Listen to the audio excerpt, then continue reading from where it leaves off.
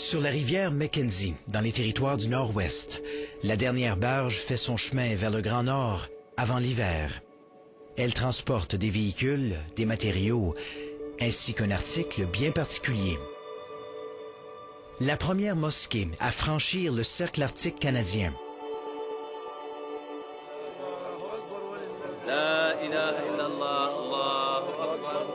Ces musulmans rassemblés au port d'Inuvik s'apprêtent à vivre un moment qu'ils attendent depuis des années. On est très contents. Regardez tous ces gens qui sont venus.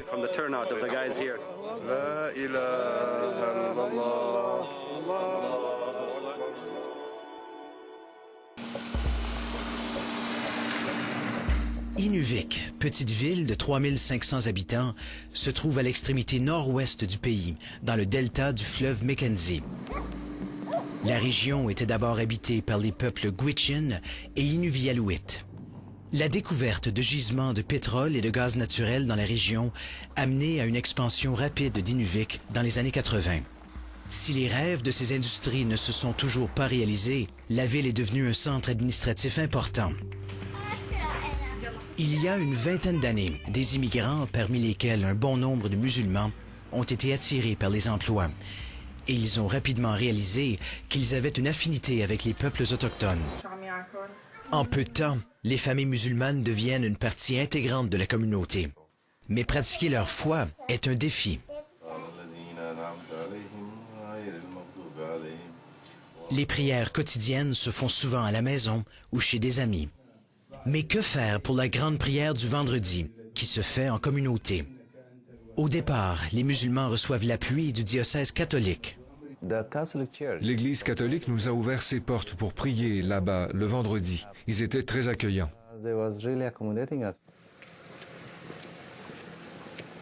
En 1997, les familles musulmanes achètent au coût de 10 000 $ une vieille roulotte qui deviendra une mosquée de fortune.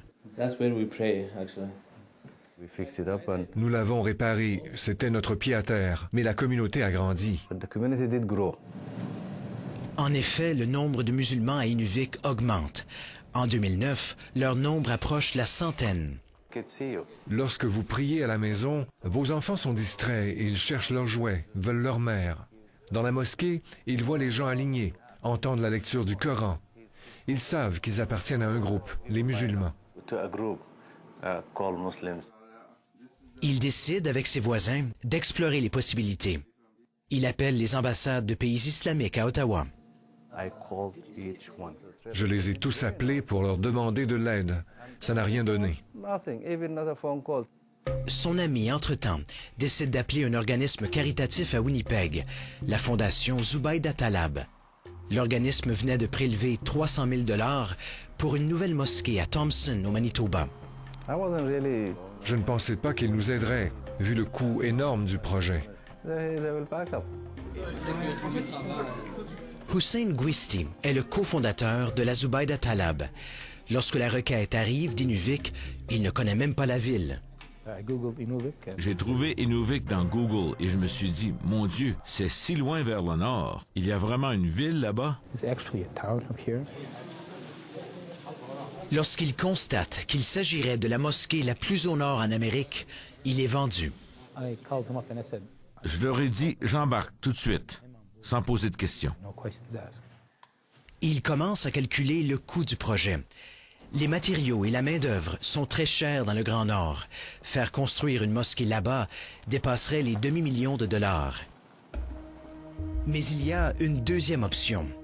Faire construire la mosquée à Winnipeg et la transporter par semi-remorque jusqu'à Hay River, dans les territoires du Nord-Ouest.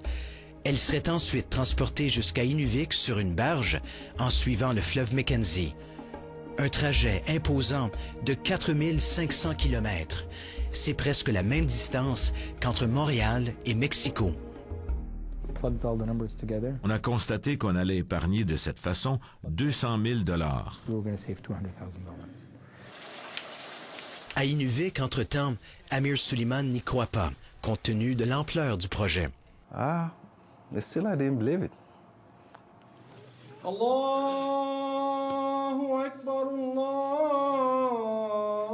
Mai 2010, la fondation Zubaydah Talab lance une campagne de prélèvement de fonds.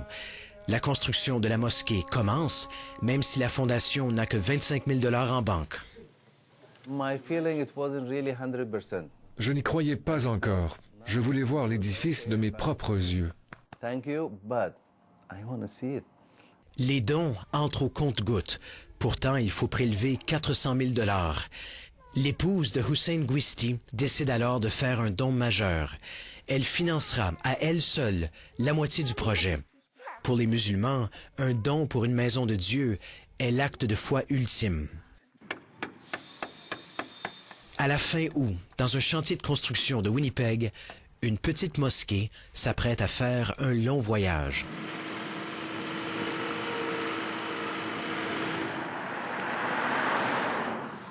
« 1er septembre, jour du départ. Ce n'était qu'un rêve il y a 5 mois. Et là, regardez, elle est là.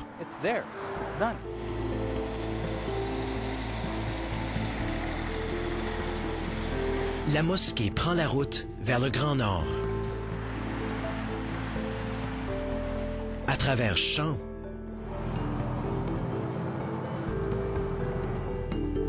par-dessus rivières,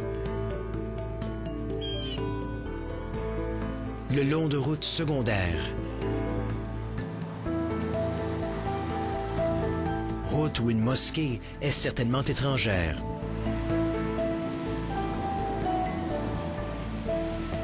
Le trajet se passe bien, jusqu'au nord de l'Alberta.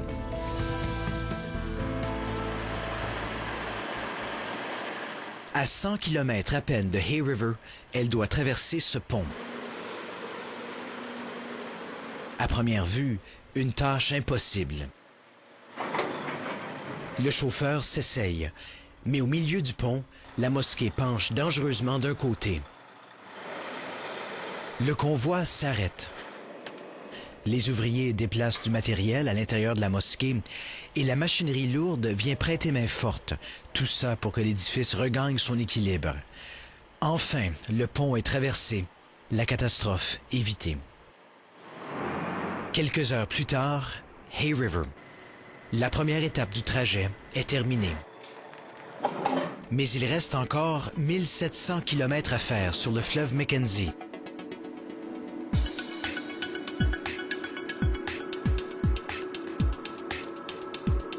Taxi service is done for the next 2 hours. All the taxi drivers are here. Le 23 septembre au matin, au port d'Inuvik, certains musulmans ici attendent ce moment depuis 20 ans. J'apprécie humblement de pouvoir assister à ce moment historique. La mosquée arrive enfin à destination.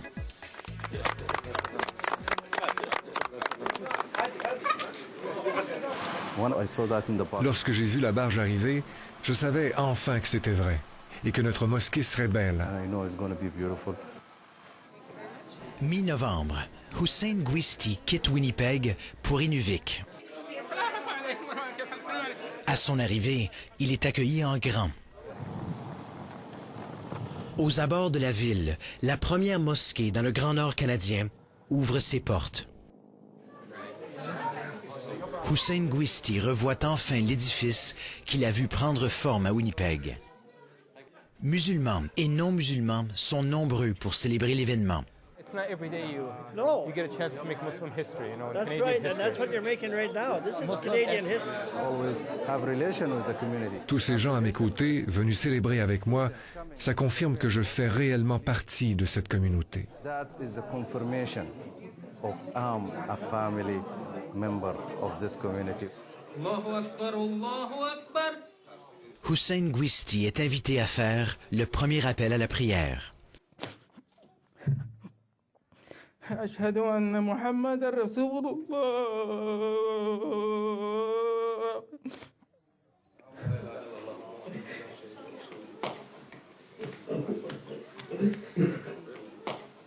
Pour la première fois, les musulmans d'Inuvik prient sous un même toit.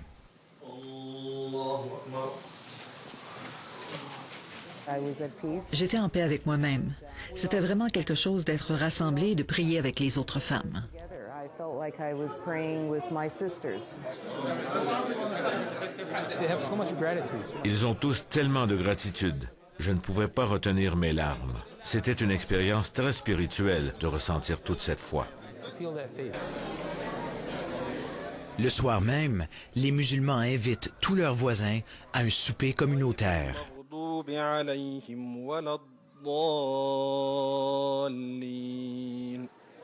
400 personnes acceptent l'invitation. On voit ce soir combien notre communauté a grandi. Je ne m'en rendais pas compte. Je suis content pour eux.